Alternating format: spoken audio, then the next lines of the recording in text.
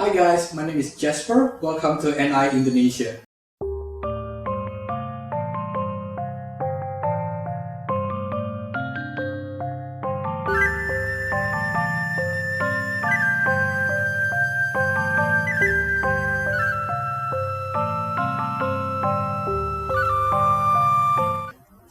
Today we'll talk about the origin of the bird nest, or the history of the bird nest. And a lot of people was asking why such a product that comes all the way from Indonesia and it has a very strong root with the Chinese culture. Well, basically, if we look at the history, it was actually written in history in China. The edible bird nest was first introduced in China was about 7th century. It's about the year of 670. The story actually starts from the Buddhist monk from China, which was sent by the emperor. The emperor of China at that time was called the Tang Dynasty, and they sent the Buddhist monk to India to collect the holy scriptures of the Buddha. And a lot of people start asking, oh, is that the monk that I watched on TV, the one with the Monkey King? Basically, no. If you look at the history, there was written that Monkey King actually doesn't exist. It never existed before. It was actually written as a folk legend based on the historical story. And what happened is back in the 7th century, the Tang Emperor sent the monk called Xuanzang. And this monk had the mission, which is go to China and to collect the Holy Scripture book. Basically, they didn't travel with 5 people like in the TV, the monkey, the pig, and the horse, and etc. They actually travel in an amount of around 5,000 to 6,000 people. It contains the imperial guard, it contains a merchant, it contains engineers, scholars, and even doctors if they would like to study, try to collect some herbal medicine from overseas. So basically they took the Silk Route. It took actually more than 2 to 3 years to arrive in India, and everything was done in such a hurry. So the monk Xuanzang, he only spent about 1 year or a little bit more than a year in India to study the Buddhism.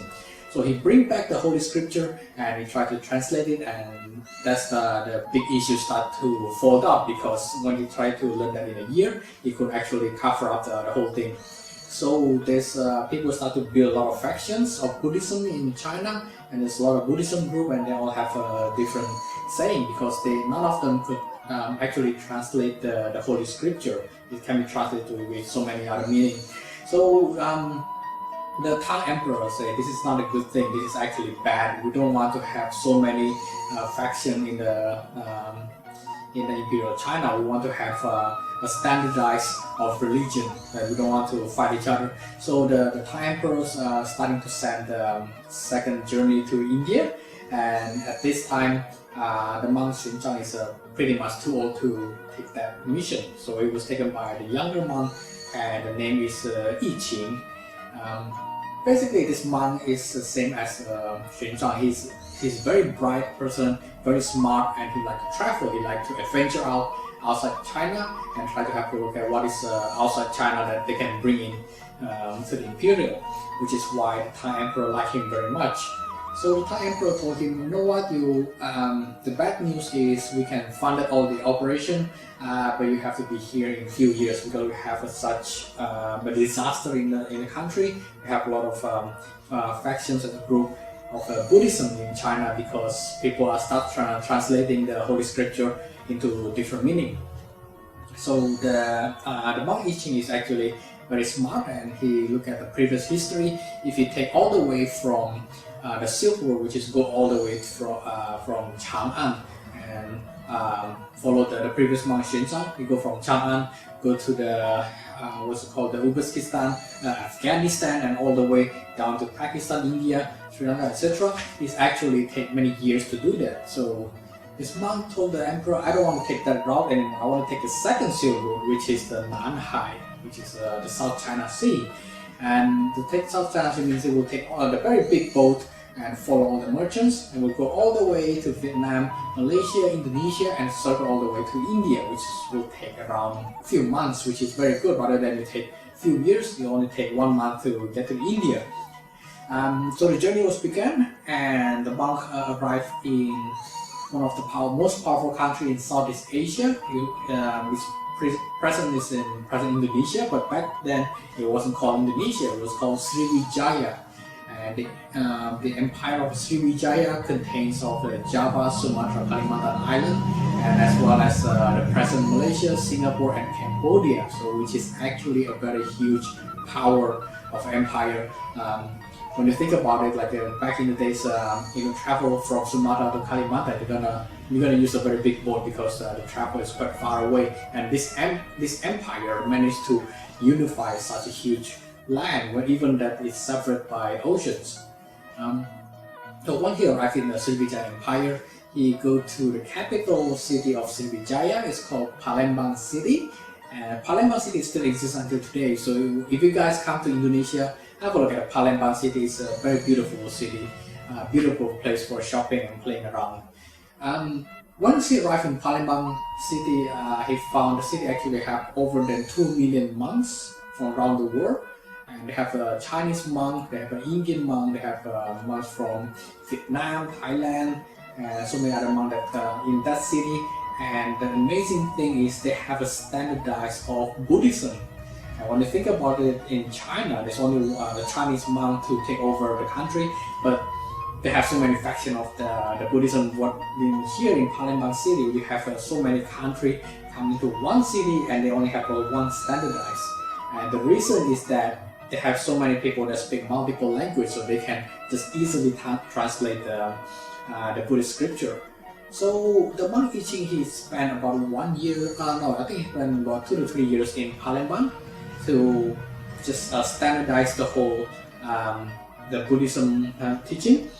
After that, then he take the route, continue to India, and he quickly, once he arrived in India, he just grabbed all the new version of the Holy Scripture, but he's not going to waste his time anymore in India. He's going to grab that scripture, bring back to Indonesia, to Palembang to get it translated. Once it get translated, and he went back to China again. And once he arrived in Chang'an, the emperor, the Tang emperor has actually passed away, and China was actually ruled by a woman. We call it Empress Wu, and her full name is Wu Zetian.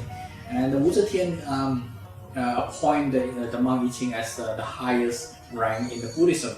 So everyone in China will have to listen to him, will have to study from him, because now he has the standardized of the Buddhism. And actually it's a very successful if you compare to the first one, because the teaching that I Ching bring to China is not just standardized of Buddhism in China, but it was standardized Buddhism in the whole Southeast Asia, including Korea and Japan, because back then China was like the central of the culture and everything. After that, the Empress Wu, the Wu Zetian, actually is a very adventurous person as well, and she would like to know what is outside China. Then they start to look at the book, the journal that was written by the I Ching.